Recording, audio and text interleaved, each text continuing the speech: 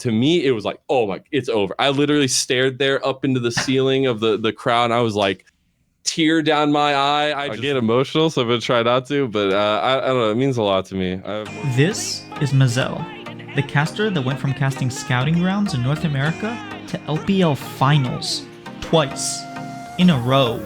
LNG will find the fight, they find the game, and that's 3-1 and a date with RNG for World. Well, I look back 10 years and I would say that I wouldn't even think I would be here at all. I started off pre-med with like try to go down physical therapy, but I loved animals, so I transitioned to zoology and biology, and I ended up getting a degree in biology with a minor in environmental science.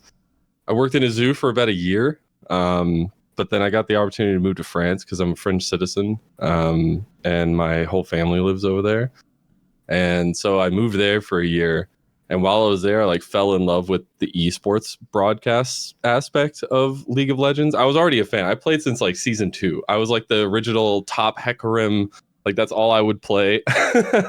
But I fell in love with like the LPL. I fell in love with Uzi more in particularly because the time zone was literally perfect because I was the night owl over there and it was literally the start time of LPL.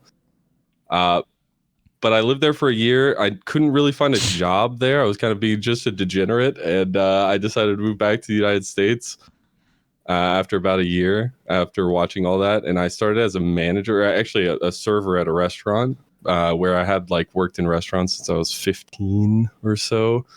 So I had a lot of experience there, but I found like this tap house mom and pop that eventually I became a manager of. And while I was a manager there for about 2 years, I was at night casting for this league which shall not be named because they don't deserve the credit, but there is an interest in like I would go to work from 8 a.m. to like 9 p.m. and I would cast from like 10 p.m. till like 6 a.m. and then go to sleep and do it all over again. And I was doing all this for no money. I think at the time I did eventually, after like a year, I eventually got like, it was like 15 cents per game or something like that. It was some like ridiculous thing, and it was like credit, so like you could use it for like RP. That insult to injury. Okay. A lot of people will have experiences like this, right? Like I'm not the only one. The old esports and esports in general, like when you're coming up, is not fun. But I did that for a while, and that got me. I actually started as a color cast, and one of my really good friends, Visions, was kind of a mentor to me. Was my play-by-play caster that I would cast with, and he kind of taught me the ropes of like what esports was, because I had no idea. I was literally like all about animals, all about zookeeping. I was working as a manager at a restaurant. Like I knew I played video games. I was always a gamer, but esports was very different to me. And he helped me learn a lot. And after about a year of being a color caster in that league, he had a serious talk with me and told me that I should think about being a play-by-play caster. And I kind of felt it because I always had energy. I always like wanted to be a voice. I always wanted to be like the leading voice of a broadcast, but I was always kind of the informative aspect. So I started play-by-play casting and literally casted everything I possibly could. I went to Focus, I went to Rizid, I went to Upsurge. I went like it was insane. I was casting every time I wasn't working, a lot of times for not a lot of money. And having to like serve and things and be that manager during it all. And then I randomly decided after a friend of mine was wanting to move to LA, I was like, hey, Riot Games is in LA. I think it's a good idea to be right next to them. So can I go with you? He was like, sure, why not? And so I moved to LA on a whim, and I was like, oh, I told myself, because I knew nothing about esports. I was like, oh, in a year, I'll be thriving. I'm right next to Riot. Oh, it's easy. I was like, nah, it ain't easy. I literally worked as like a security installer for ADT for like 6 months while I was here. It was pretty much like a sales job. And then I was still casting. I was still trying to do things. I was getting more like CLOL opportunities and things like that. And a little bit more like the Proving Grounds things started. A little bit more exposure that way, and then eventually we did Scouting Grounds, which got some more eyes on it. And thankfully, I crossed my fingers. About a year And 2 months after I moved to LA is when I got the call for LPL. So I wasn't that far off, but my story is also very unique, and I got very lucky that Rose reached out to me. And I always think that opportunity, because that's how I got to where I am today. And it's, I don't know if it's all skill, a little bit of luck, and a little bit of timing, but I think the important part is like striking when the moment is right and taking the opportunities that are given to you. And after that moment, I casted LPL. It took a while to get there. Then I started doing Challengers League, which at the time was Academy. And here we are. So it's all about being a sustained force in the scene. don't ever let like hurdles or things slow you down, because in the end, you got to know what your goal is. And I remember having a conversation when I first started casting with the owner of the league that I don't want to talk about. I told them, I was like, I'm going to be a professional caster one day. And I don't care how I get there. I don't care what I'm going to do. I'm going to be there. And here I am as a professional caster. Now my next goal as I became a professional caster was I want to hear my voice on World Finals one day. And one day we're going to get there. Doesn't matter how long it takes. One day we're going to get there. But it's hard, because like the beginning of esports is the most difficult, right? Like being able to sustain yourself outside of not being paid for a thing that you love is so difficult. And then transitioning to kind of the conversation you were talking about, like how do you keep improving? I think one of the most difficult things to have a conversation with the esports community is that they don't know how to take feedback well. And I think the people that make it far in this league take feedback very well, even if critical feedback. And I think and you have to be open to that feedback, right? And I think that can be one of the most difficult conversations, because you have to be real about yourself, right? And a lot of people don't have that willingness to kind of open up about yourself. And I think that's something I've done really well in my career is I'm very open to feedback. I'm very proactive about feedback. I love negative feedback more so than anything. And maybe that's actually a negative for me, because then I never like think positively. I'm a very negative person about myself. You can ask anybody around me. But it's because I try to stay humble, and it's because I know that my work should show through everything. And in esports, that doesn't work. And that's something I'm learning a lot, is like, you have to show your work in esports. It's like going back in school, and like math problems. If you get to the answer, but you didn't show your work, nobody's going to know how you got there. And for me, it was always put your head down, work. I was always a traditional sports guy. I played lacrosse, I played soccer, I played football, I ran track. Like, I was always like, do the work and it'll show through. And in esports, that is the case up until a point. But we are entertainers. And I think entertaining is also showing the path, which is all about kind of like introspective, looking at yourself, feedback from peers, feedback from honestly anybody. Perspective is important. Like knowing that anybody's opinion matters, even an audience member, even a production staff member, things like that. Everybody's watching the show. Everybody's going to be enjoying that show, and everybody's perspective in that really matters. And that's where like the whole conversation of being willing to open yourself to feedback and stuff like that is super important. My favorite part of what you said was, if I look back 10 years, there's no way I would have guessed that I was doing this. It's like at some point you make a decision, and you did something that I could never do, which is your crazy schedule. Like, you were, first of all, a manager, not just like work on your own. You're a manager, and you were casting like late night hours and then just barely getting any sleep. I don't know how you did that. I'm trying to like balance this channel with my full-time job, and it is nice when you have something that you're like already leaning on. I don't have any pressure of like making it in the scene, Mm-hmm. So it's very different, but I also think that maybe that pressure is really what pushes you to do what you love, because you just kind of want to get out of it. So I really liked how you're like, 10 years ago, I would have never expected to do something like this. And because I look back at that schedule point. It's like I look at my schedule now, and it's even worse than that, right? Like I sleep like 3 hours at a time. I sleep in 3-hour increments now, pretty much. My body had gotten used to it during the schedule, but I guess my body was trained for it from the from the get go. So you make it to LPL, and I think it's been like this is your 4th year, right? This is my 4th year.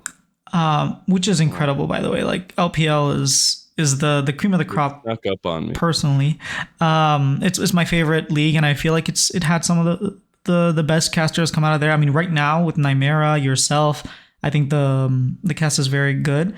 Sorry, 1 second. The LPL is such a fascinating and entertaining league. What, as someone who's worked on many different leagues and even in North America, what do you think is the main difference between casting for like LPL or when you came here? I know it was only like a week, I think, maybe not even a full week where you casted here. Or you do some academy stuff. I do an ACL. I've done ACL and academy for literally the same amount of time that I've done LPL, because that year I also got signed to academy in that January. So yeah, it's been 4 years with academy too after summer, or I guess now in ACL. But I guess the biggest difference is tempo. A lot of times you can see what's coming in LPL games, whereas it's a little bit more murky. I'd say in LCS or in ACL. A lot of times you have to like be really ahead of the play itself happening. So I'm looking at the minimap. Obviously, minimap is really important in general in casting, but I think a lot of times I guess the reference I'm gonna say is maybe a little bit boomer, but like when you're driving and you know how you should be checking your like rear view mirror every like 3 seconds, 4 seconds or whatever. It feels like that. You should always be like checking in LPL. It's like every 2-3 seconds, take a glance at your mini map, see what's going on, because things happen so quickly and so fast, and decisions are made that can be game changing. That I feel like that's the biggest difference, but it's also just the mechanics. I think there is a tangible difference, and I love LCS. It's still literally my favorite. My goal is to one day be a permanent caster on the LCS. I love it. I've loved it since the beginning. That's what I first started watching broadcasts with before I went to France. Even though I was really watching Uzi and stuff like that, I started with LCS when I was still living here. It is more so the different approach of how you can approach the storytelling and things like that, because for LPL it feels much more, I'm trying to tell you these stories that you have no idea about. I'm trying to catch you up on the lore and things like that, whereas with LCS a lot of it is established and you're adding on to it, I guess, from a storyteller aspect. And that's a crucial component to my casting. I know I'm the hype guy, I love having a lot of fun, but for me it's about telling stories, and it's about, we are a tool for you to learn about these players that they can't tell you themselves. And I think it's super important to be true to that. And with LPL, it's a little bit of a different approach in that way, because it feels like you're telling these stories of these mythical legends that everybody knows, they've seen, but they don't actually know the stories of. And I think it's really fun. That's why I love pulling double duty, and it keeps me on my toes, because I love both leagues individually. And it's so fun to try to like transition the different styles of storytelling between the two. Fun. That's cool. It kind of reminds me of languages. I don't know how many languages you speak. I'm assuming French at least, but I speak French and English, yeah. Yeah, when you, at least personally, like if I'm going from English to Korean, it's almost like I'm using a different part of my brain. I have a different personality. Even my inflection and sort of the tone that I use changes, and it feels like you kind of have to do that when you're casting different leagues, whether it's North America or even though you're doing both in English. Yeah, and it's crazy also because like I'm huge about development. I love telling development stories. I've been part of the Academy Challenger scene for a long time, going from literally casting worlds winning like legends of League of Legends to some of the rising stars in the LCS scene in NA is so cool to me, because I get to touch both buckets, right? Like I get to see both sides of things, and it's I don't know, I get so excited when I talk about my job, because it's not a job to me. I just love what I do, man. That's awesome. That's like goals, right? That's and you put in the work for that. I mean, you literally put in the work for that. A lot of hard years, I would say.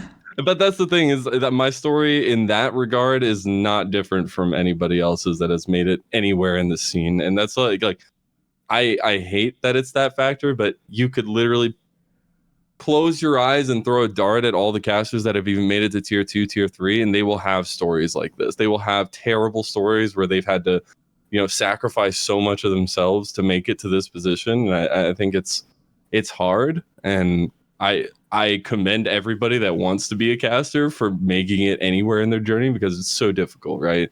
It's all about timing, it's all about opportunities, and I think it can be really difficult to put that kind of perspective on it. So I always try to highlight that a little bit. Yeah, and it even seems like right now might not be the greatest opportunity for casters with like co-streaming becoming a thing and whatnot. It just seems like the pressure on casters, at least in League of Legends, I know in Call of Duty it wasn't the same, but at least in League, I feel like we had not the greatest ecosystem for caster development, and yet we still have people like yourself. You have people like Kobe and Mazel and Flowers, all like Nymera right now, like just blooming, and it's really inspiring to see how difficult a lot of times the road is. And even when you make it, like Nymera isn't on LEC. I'm sure he would have preferred to do that. I haven't talked to him, but the fact that he can be like at the top of his game and it's still not guaranteed is very difficult. That's the world of entertainment and casting. If you always got to be improving, always got to be trying to step it up to the next level, because there always is going to be that question if you continue or not, because we are in the entertainment industry, at least. Have you casted any French games in French? I have not, but I have watched a lot of casting in French. And I'm sad that I didn't know that it was such a big scene when I lived in France, because I had no idea that esports in France was a thing. I was watching like LEC, I guess EU LCS at the time, but I didn't know that it was so big in France. And when you watch it, it's so different. If I started casting in French, it would be like starting from ground zero, right? Because they approach casting in such a different way. It's a lot of French style jokes and humor. It's a lot of like references and things like that. And I think it's really, really cool, but I've never done it. I commend them, because I think it would be really difficult for me to do. I could be able to like articulate my thoughts and feelings, but the references and things like that would be really difficult. Yeah, I enjoy watching different leagues, and you can clearly tell the different culture for every league. Like for example, the Arabian League, like the MENA region, I'm not a fan of the like rap god, like triple speed type of Arabic commentary that they do. Just personally not my style. And then the CBLOL in Portuguese, they cast it as if it's a soccer game. I don't know if you ever heard their Portuguese, but that's exactly how it is. Even my wife we were watching the finals, Loud versus Pain, and she was like, is this a soccer match? Like, what? I was like, no. And I'm not a fan of that, but the Korean style, I speak a bunch of languages, so it helps being able to watch different leagues. The Korean one, I feel like the in-between time is not as entertaining, but then the team fights, their genuine reaction to the team fights, it's not necessarily kind of like what you were saying. It's very cultural. They don't play by play in the same way. A lot of times it'll be, they'll focus on one specific thing and kind of ignore what's happening on the other side. Whereas Captain Flowers or yourself, you might be trying to balance like, what's the most important thing happening? Let me focus and then move focus. Which you guys do very well. I feel like, yes. like energy reactive. And I've actually pulled a little bit of that into my casting. I found myself doing that at least halfway through the season when I was doing my VOD reviews. And I was like, that's really interesting thought process in terms of the English language of doing that, because you're not conveying direct actions. You're kind of just conveying thoughts and feelings and emotion. And I've always been a very emotional style caster and very much like pulling that into my casting. So I feel like that's rubbed off on me a lot, because it's also pretty similar in Chinese casting, a little bit more descriptive and a little bit more like engaging of like the styles and strategies instead. But it's very reactive in the team fights, which I find really, really cool. But it's interesting, like transitioning that to an English audience, where I feel like English audience really want direction and kind of what am I supposed to be looking at kind of style. Exactly. I was just about to make that point. Like, I think one of the reasons we've had casters like come in and kind of disappear is because they might have really good reactions and they add a lot to what's happening, but they're not directing you in the fight. And I feel like the sort of precedent, all the way back with Quickshot and Kobe and sort of these OG casters, is they guide you through the fight in a play-by-play. And Facility names, where's it being used, like things yeah, like that. and it's quite different across the world, and it's very interesting to see sort of different casting metas. Yeah, And as someone, it's cool. yeah, it is. It's it gives a different appreciation, I think, than a lot of sometimes I think Kobe was, or maybe Captain Flower said, the best play-by-play is the one that you forget existed. It just like you didn't remember. It was just so good. That comes up so often, but it is so true. If you get no comments, you're fine. It's great. Yeah, but I do think you do a very good job, and I think Mazel and even Freak were very good at sort of highlighting key epic moments.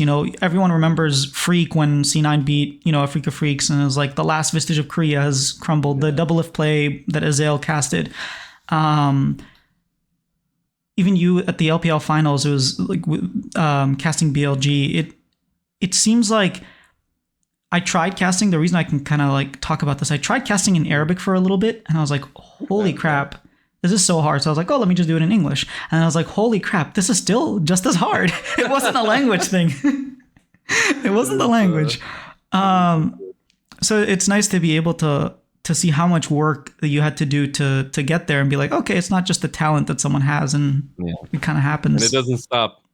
I'm still, my brain is still in work mode, but I mean, I don't even casting one day in LPL this year, a week, and even with like 1 week off of NACL every now and then, you're still doing things behind the scenes. On those weeks that you're off, you're doing prep, you're doing VOD reviews, things like that. You're reaching out to people to get perspectives from around the world. So like, the thing is, and that's where like the showing aspect comes through, is there's so much that goes on behind the scenes. I do not, when I say that my sleep schedule is literally, I sleep in 3-hour increments at random times whenever I can, that goes on for 3 months. And like, that is every single day. That is my life. And like, I'm either having to do meetings, I'm having to do prep, I'm having to do meetings with my casters to make sure that things are going right. Like my co-casters, things like that. Like, it doesn't stop, and people don't see that, right? Because I could share every single moment that I'm going off and doing things, but really to me that defeats the purpose, because I want the work to show through. And I think that's the biggest aspect that casters need to learn now, is that doesn't work in esports as much. But I think it's all about what goes on behind the scenes, and it's a lot more than people know, I think. So maybe you could shine a little bit of light on what does happen behind the scenes, maybe on like game day.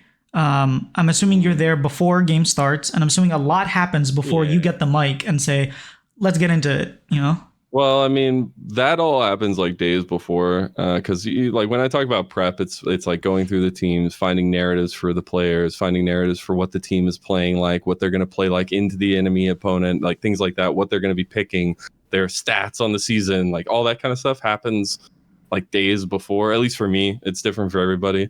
Happens like days before the actual series itself.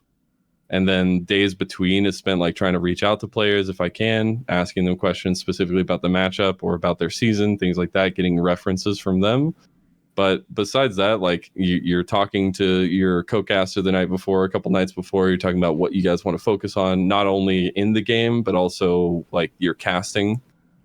I try to go in and I've got this reference from a ton of well-known casters that like, you should always go into a cast with at least a couple goals in mind of like what you want to work on for that cast specifically, whether it be energy, timings, things like that. I think that's always super important. But this is all like days before, and like day of, you show up usually 2 or 3 hours before, depending on what your call time is. You do a tech check, things like that, and then you just get zoned in on like sharing your information with your broadcast and everybody that's a part of it and stuff like that. But if you want to walk down a typical schedule for me, especially last year when LPL was super like 3 best of 3s every day. Let's see, what time would I would say that I would start at 12 p.m. So noon. So say I get up at 12 p.m. We started broadcast at 1. I get up at 11 a.m. That's our call time for NACL. I get in, we do tech check.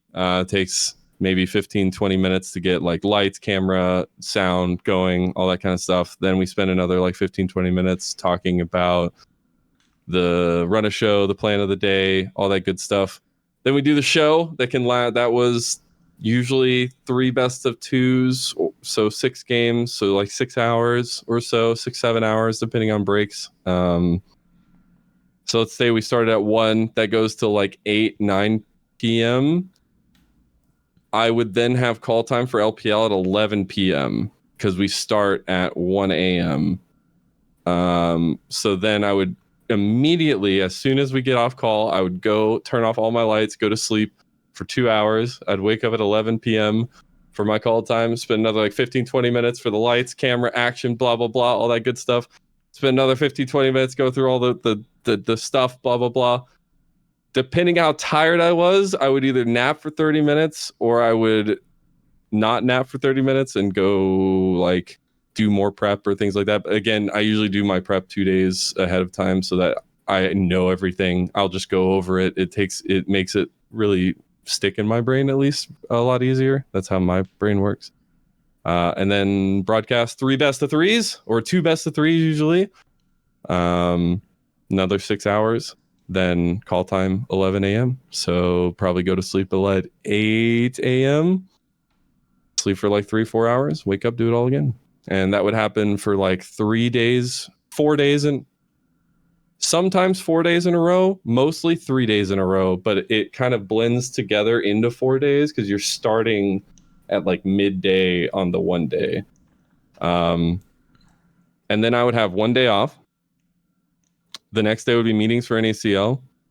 The next night at like midnight would be the meeting for LPL. And then we'd start broadcast the next day again. Oh boy. What Yeah, good times. What goes on in those meetings? Because I'm assuming you already do your like prep. Storyboarding, stuff like that. It's more so like, what are we going to put on broadcast? So content, we're talking about like, what are we going to make a stats page? What stats are going to be in it? Who are we doing a head-to-head about? Like stuff like that. It's just all about like what content is going to go on the broadcast and the story behind it. Okay. So you went from doing like scouting grounds and like sort of tier 3 kind of casting to moving to tier 2 and tier 1 LPL. Yeah.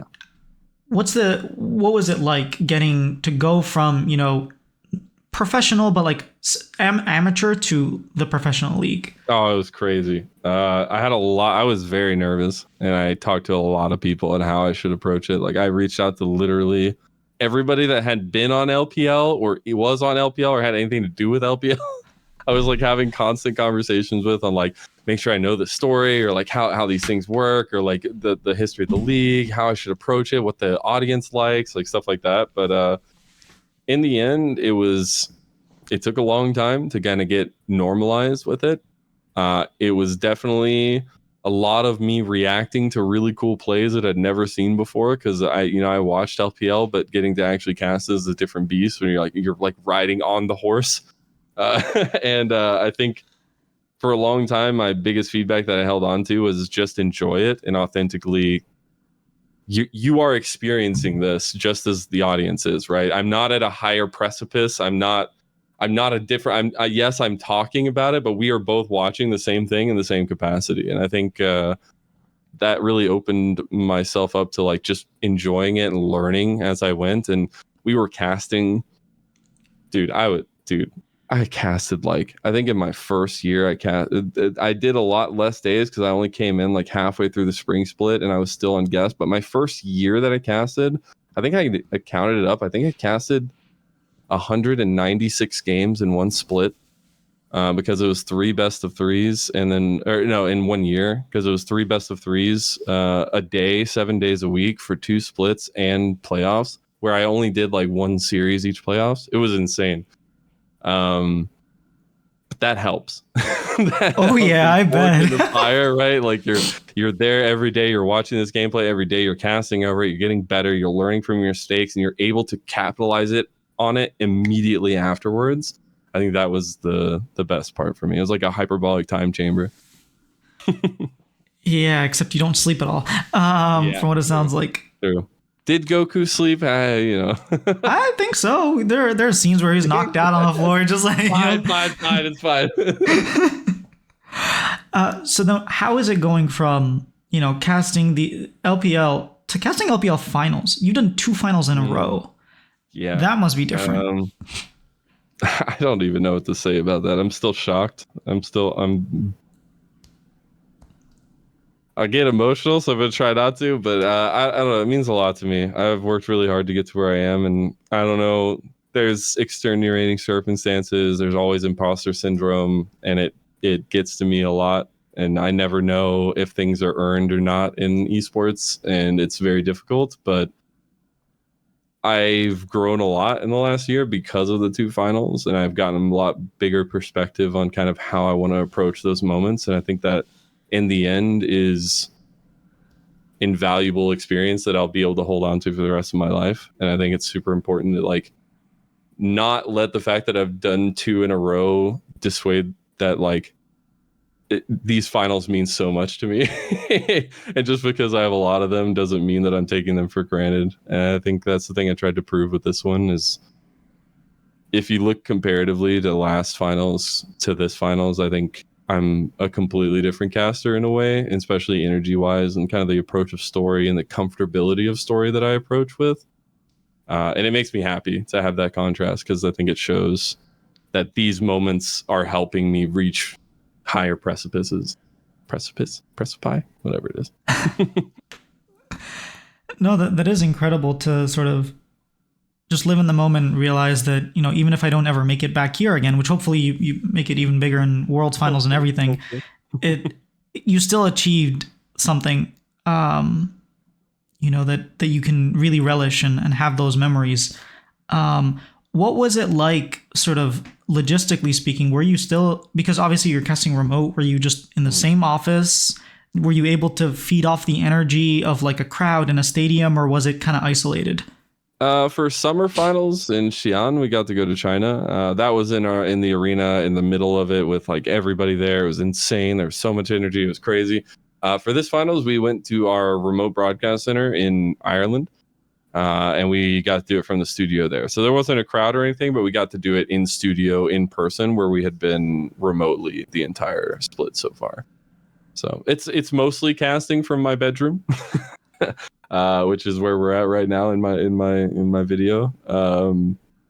But it makes those moments when you get to go in person that much better, and you can immediately tell the difference in casting level. Because remote casting sucks. I'll say that right now. Even though it's like what I've literally primarily done for the last 4 years, it sucks. Being in person is how it's done, and it feels so much better. So being able to do that was really cool. I will say, though, being in person in the arena, the best experience I've ever had in my entire life. That was like, even though nobody knew us, we literally had one fan that knew of the English broadcast and knew us all by name, and we took a picture with them. They literally yelled at us for the one person yelled at us from the top, like 3rd row of the top sphere of the circle. It was like yelling our names. And it was still incredible because the energy of the LPL was there. We got to see all the fandom for real in person. Like you hear all the rumors of, oh, the LPL fandom's crazy. They're getting millions of views. They're insane. The sound is crazy. Like the roars, the chants, it shook the building. Like people were screaming at all times. Like when things were locked in, you could feel it. Like the energy was there. And I think nothing will top that until I get to go back to an arena. So talk to me about stress, because I can imagine that, last year, Summer Finals, also, by the way, that was a banger matchup. It was like the rematch. Yeah. People thought BLG were going to make, it was a whole, how much pressure is put on yourself as casters going into it, especially since last summer was your first time? Yeah, a lot. I don't know. Again, I go back to the conversation of I'm a negative person on myself. So I always put a lot of pressure on myself, and I'm always super nervous, at least until the lights go on. And then as soon as it does, it all goes away. But there's a lot. You want to make sure that you tell the right stories. You want to make sure you hit the right moments. You're always looking for that big call, right? Because all esports remembers play-by-plays for is is there one big call that you use on that one highlight reel for the rest of the time? Like things like that. I think it weighs a lot, but that can also muddle a lot of what a play-by-play should do, right? Because if you're always looking for that moment, you lose track of everything else. And I think for me, again, like I focus on my craft a lot. I focus on wanting to be the best at that I am. And I think if you hyper focus on I need my big moment, it can take away the sharpness of a lot of your other aspects. And I think telling the story of a finals, telling the story and like giving that information, not just at that final moment, but throughout it, so that when somebody comes away from that series, they know a little bit more about these players that they just watched win or whatever. I think that is like the most important aspect of it. And that's what I stress so much about in myself. That's why I always have narratives for every player. I always have things that I can talk about for every player, where they've been, where they've come from, what they've achieved. And that's always been super important on me. So it's a lot of information. It's a lot of stress. And when you miss moments, you hyper fixate on them, right? Like I felt like I absolutely completely bastardized last summer's final call because I said back to back champions instead of my wording on, because every play-by-play will tell you they probably have going into a final game or before the finals, they'll have like a thing they want to say for the team that wins, right? They have a closing statement, right? And mine was like back to back champions. It was the third time JDG had ever won. But I remember I was talking to Flowers before the series, and I was getting a lot of really, really awesome feedback from him. And he was like, make sure you end on the Nexus exploding, right?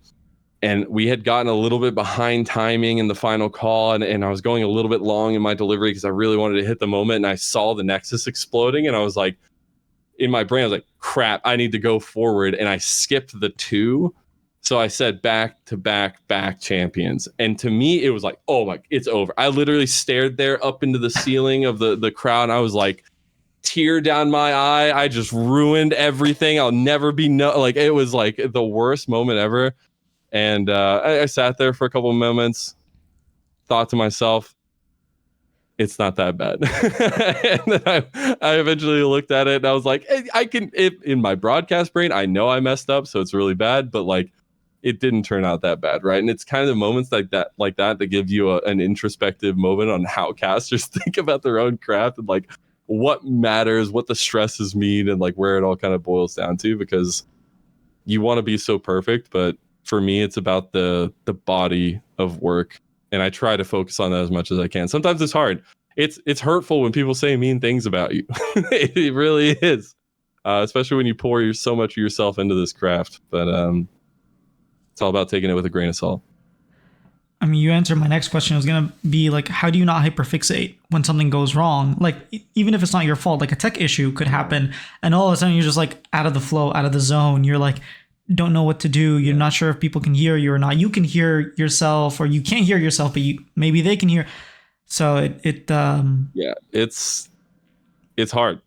You just have to kind of tell yourself, calm down. Things will work out, like stuff like that. But it's not always easy, right? And I don't think everybody's perfect. I know there are times that I haven't been perfect in that regard, and things have kind of put me off kilter or stuff like that. Because little things on a broadcast, like a little tech issue happening, little things like that, you don't realize how much it affects you until later on, right? Until you look back at it and you're like, wait, why was I thinking like this? Oh, my thought process was off, or things like that, like something throwing you off. So it's easy to get bogged down in those moments. Like, oh, well, now this is completely gone. This is complete. But I think in reality, it's about knowing that that's happening, making the best that you can out of it.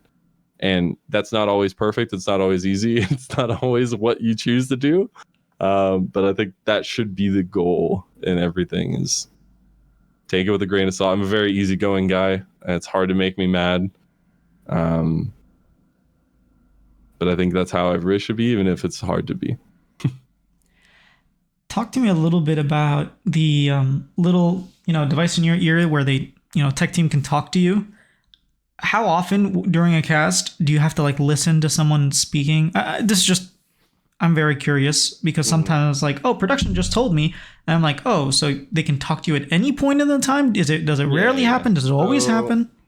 Depends on the broadcast. Everything is different. Every broadcast is completely different. Typically, you're going to hear it when a graphic is about to come up, or when a graphic is like ready to go, or when they're like ready for break or ready for you to throw to something, is typically when you'll hear them the most. Other broadcasts will do it like when you're going to come on camera, you'll hear it coming to you or things like that. But it all depends on the broadcast. It's all different. Everyone. With the LPL, how much influence do you have with the production, or is it None? Okay, you just kind of go with whatever they do. I mean, we give them like assets and stuff, but like I don't have any control over what they do or anything like that. I like tell them what we want, they build it, and then they show it to us. Okay, and like during a game, if there's at least like in the LCS, they might ask for a stat, or they might say like, "Hey," they'll talk about something and then it'll show up. You guys just don't have that in the LPL. Yeah. Do you know when something's going to come up? I mean, no. Like in game, no. Yeah. No. Oh, so you just have to wing it. Feedback broadcast, right? We're not our own broadcast. We are the rebroadcast of the Chinese broadcast. So you don't have any like talking with the Chinese like production? Yeah, we have like our production does, but okay. I'm just a caster. I just show up and yell at video games and make assets. Well, you say this now, but the past 40 minutes, you're telling us how much work goes before you get to yell. The production aspect of it, like me showing up to the actual job, that I just show up and all the stuff that I did before, right, gets added to it. But like from the production, that's the thing is like I'm a caster. I show up and I do my casting, right? But there is a production behind it that's making everything run, right? Like the audio engineers, everything like that. I don't have any say or pull on anything that they do. Okay, I want to shift gear a little bit to sort of online casting. You were talking about how majority of a career you were doing it from your bedroom. I think it's a very different experience when you have. I was listening to, I want to say Draco's, or maybe it was Medic. I think it was Medic talking about how he improved as a caster and how drastic the improvement was, because you would go to the LEC, you'd have all your peers, and at the end of the day, like everyone's giving you feedback, you're giving other people feedback, you're going and trying to ask for feedback, and it's sort of like a community of casters that are all helping each other. I know you talked initially about how sometimes people aren't very helpful and don't want to see you succeed and sort of like just care about themselves, but doing it online, that must be a lot harder to do that. So how does someone that wants to get into casting sort of get this sort of environment of other casters and connect with other people that do give them feedback? Because if you ask me for feedback, besides the obvious things, I probably won't be able to tell you, as a fan, what a caster could, like what a Captain Flowers could tell you before a finals. Yeah, maybe there was a little miscommunication because I don't think that like a lot of people are negative. I just think a lot of people aren't good at taking like critical feedback. I think that was more so my point. But I would say the community is definitely there, right? Like especially a lot of the casters that I come up with, we've all given each other tremendous amounts of feedback. I think casters are very open to giving feedback if approached correctly, right? If you're very close friends with somebody, it's a lot easier to just like sit down and do a full length VOD review. If you're a little bit more of an acquaintance, things like that, it's better to like send clips of you and ask specific feedbacks about those moments. I know that's a lot of times what like the LEC casters and things will ask for, but I think the community is definitely there. Like we definitely have a lot of people who are willing for feedback. I know I'm willing to do a lot of feedback. In the past, it's been very difficult because you're trying to cast all the time, so it's very difficult to give feedback. But when there's off times, like not mid-season, things like that, like I think a caster's a lot more open to having those moments. And I think that it's important to always ask. Like I don't think I would be nearly half the caster I was today if I didn't have I have a folder of them. I probably have 75 plus different documents of feedback I've gotten over the years from different people throughout my entire career. Because I literally would just reach out to tons of people that I respect or that I want feedback from, or even my peers. If I think people have different versions of or perspectives of how casting works, like I've always really appreciated that. And you just ask for feedback. If they're willing to sit down with you, do a VOD review, awesome. Take the opportunity and do it. Even if you don't agree with the feedback, take it with a grain of salt and take it as a perspective. Because like you say, where you feel like you don't give good feedback, I still think your feedback is important because you are somebody who watches the broadcast. And no matter, even if it's not technical, even if it's not something, if it's just something you feel, we are still trying to approach every avenue, not just the technical side. We're trying to approach the emotional side. We're trying to approach the audience side. And I think that's also something to take into account a lot of the time. Okay, here's another question that you might not like relate to, but one thing that I was thinking is I have a sort of higher pitched voice, and other people have, lower pitched voice, like Captain Flowers, for example.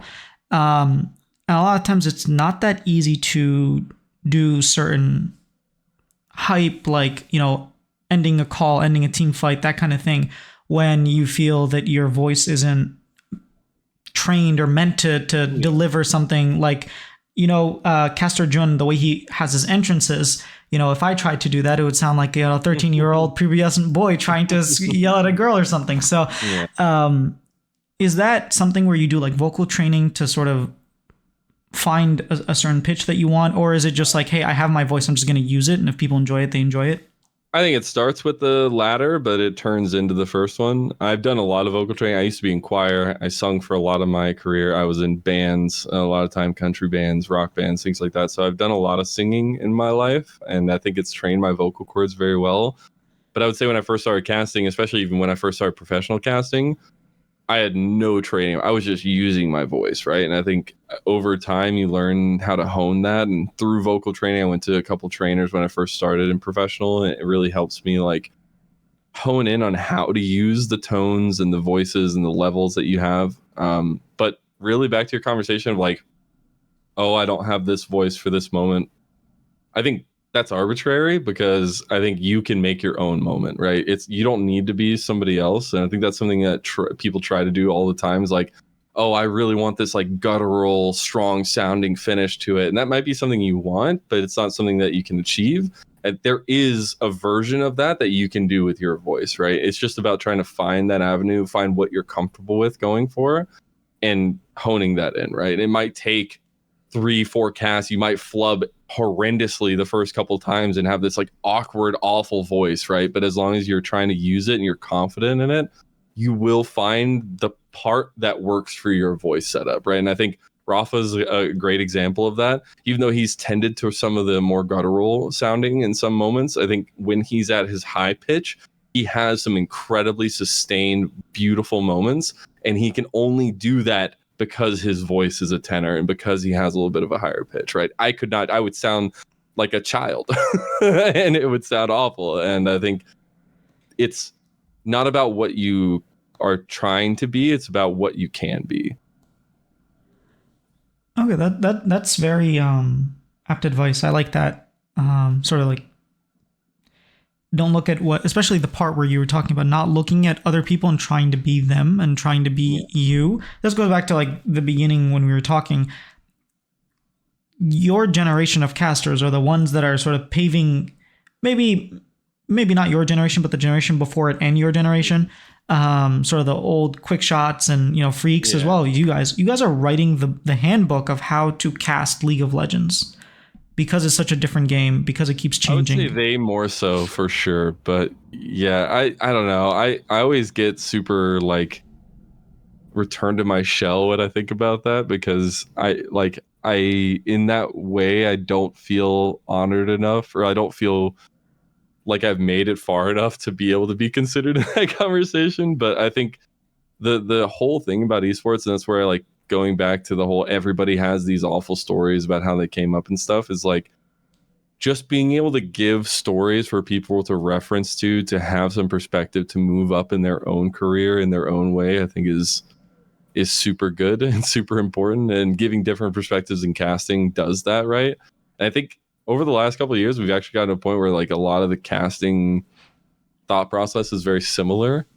I think it's changed a little bit more recently, but it's interesting to see like the different perspectives on like what is the rule book of casting. And I mean, it's nice to be a small part of it, but I definitely don't feel like I've had a lasting impact.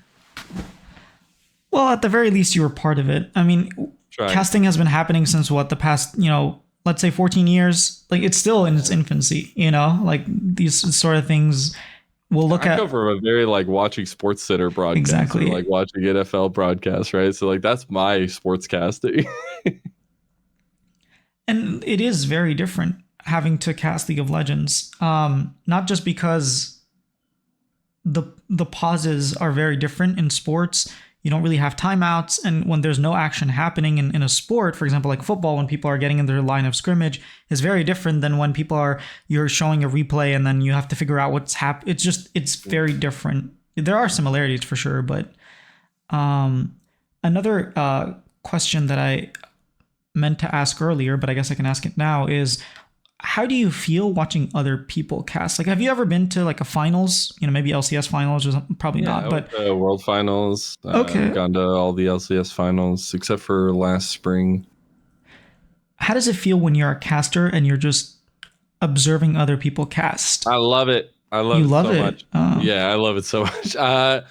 I'm kind of broken now. I feel like when I watch broadcasts, because I can't think about the broadcast outside of broadcast mind. So like every time I'm looking at like throws or like content, stuff like that, I think of like how it's made or like what they're thinking of behind it. And like a lot of times I'll focus on the casting more so than the gameplay. In big moments, I think I focus more on the gameplay aspect of it, but I find myself dipping into the whole let me hear what the caster is saying and what do I think about it and like all that kind of stuff. And I love it because it keeps my brain sharp, right? Like it's always that whole conversation. Like the big umbrella term is perspective, right? Everybody is casting for at those levels for a reason, and it's really cool to see how everybody's different brain processes how to broadcast and be a broadcaster. So it sucks because I can't like thoroughly like just fan it up now and be like, yo, I don't care what's happening with the broadcast. I'm not thinking about like every time I think about like, oh, what happened here? Or, like, what is this going on? Or is this part of the broadcast? But it's kind of cool. It means I love what I do, I guess. I will say it's better than the alternative of like sort of backseat casting, where it's just like, oh man, I would have done that better. Just I hate that. I hate that. Yeah. It seems like a very natural thing to for it to just happen, not even like on purpose. Yeah. If you're watching a bronze player play, you'll be like, oh man, I would have flashed that, or I would have done that. It's like, hey man, like I would have called that better, or I would have said this differently, even if it's not bad. I'm humble. I know these people are way better than I ever be, so I take their perspective on it. But yeah, I always find that interesting because it's easy to dip in that way. But I think it also goes back to the mindset I was saying, where like for me, I'm a very positive guy. I try to be, at least, and I always try to spin things positively.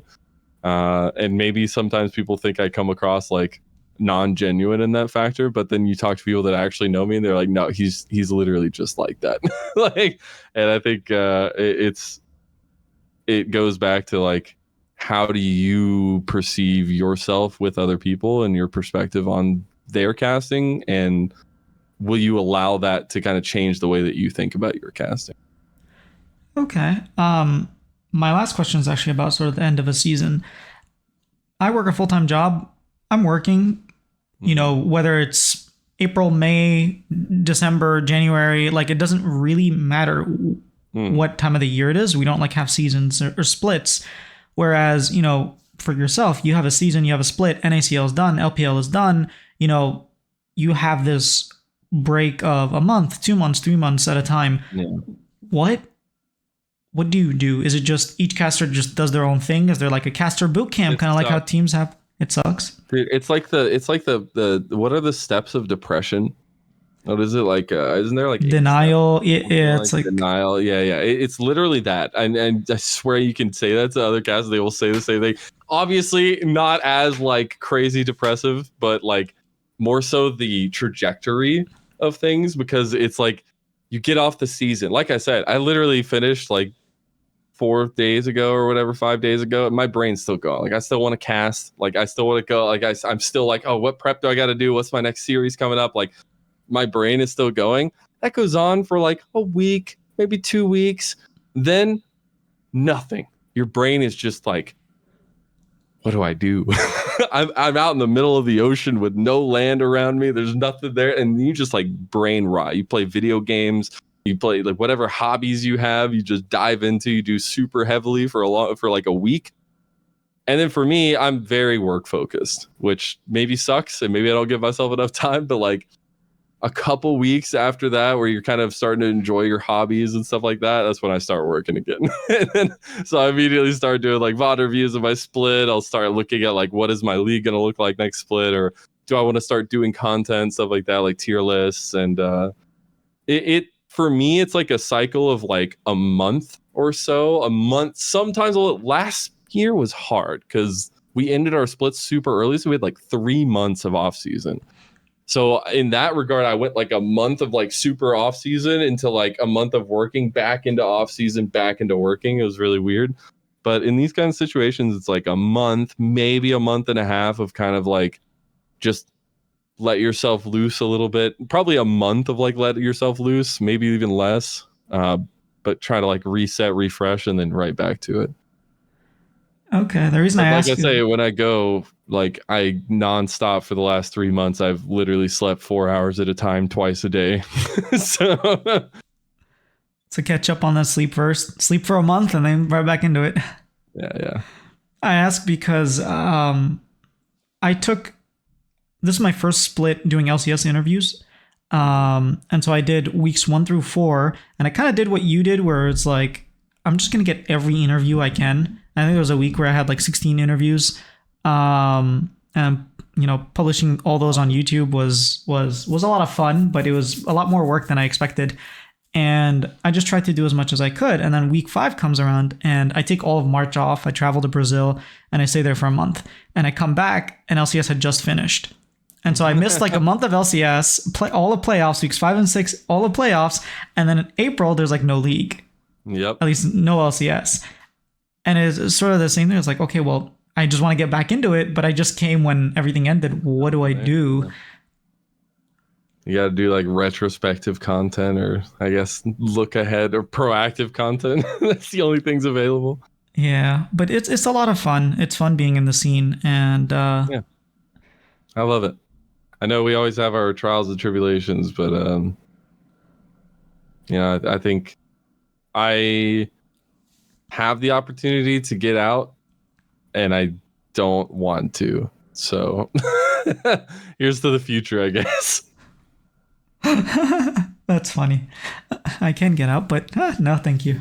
Yeah, I'm good. I'll stay in this jail cell. It's fine. You've never thought of casting other games? I have. I just really like League. I think the closest I got was like Pokemon Unite. Okay. I wanted to start casting that new RTS game, but I don't know. I like League too much, and especially with all the changes that are rumored to the regions and stuff, it should be a lot of fun. How does that? I actually didn't think of how that affects the casters when it is like LPL moving into these different groups and fearless versus non-fearless. Does that affect you guys too much, or is it mainly like in maybe the prep? Like, I have no idea, man. No clue. I don't even know if that's true. I have no info. I think LPL confirmed it. I haven't seen anything about it, but like I have literally no information about it. I'm gonna wait till I have like my retro with LPL to get all that info, and then I'll have reactions. But I think right now I'm curious. I'm interested. I'm excited. We'll see what it looks like. I think Fearless and Professional I'm not super big fan of, but we'll see. All right. Awesome. Thank you for your time, man. I really appreciate all your insights. I appreciate you. Thanks for reaching out, and thanks for wanting to talk to me. No it's not problem. often we get to show a little bit of our work. So that was a really cool interview with Mazel. I really enjoyed it. Being able to talk about, what happens behind the scenes and how casters become casters was really, enlightening to myself. So hopefully you guys enjoyed. I am trying to put auto-generated subtitles. It took a very long time to get it work. It crashed like 4 or 5 times, but eventually I made it work. It's not 100% accurate with the MSI interviews that I plan on doing. I should be able to go back in and check. This interview was obviously a bit longer, and I just wanted to sort of give you guys a look at how it's going to look. So yeah, give me feedback on what you liked about it. If you want it, if you don't want it, maybe I can change how it looks, the color, the positioning, things like that. Yeah, let me know. I'm open to your feedback so that I can make it as whatever enhances you guys' experience. So yeah, just make sure to let me know. Hit that subscribe button because MSI is coming up and I got a bunch of interviews. Or hopefully I will get a bunch of interviews and I'll try to get them out to you right after the games are played. So yeah, see you guys then.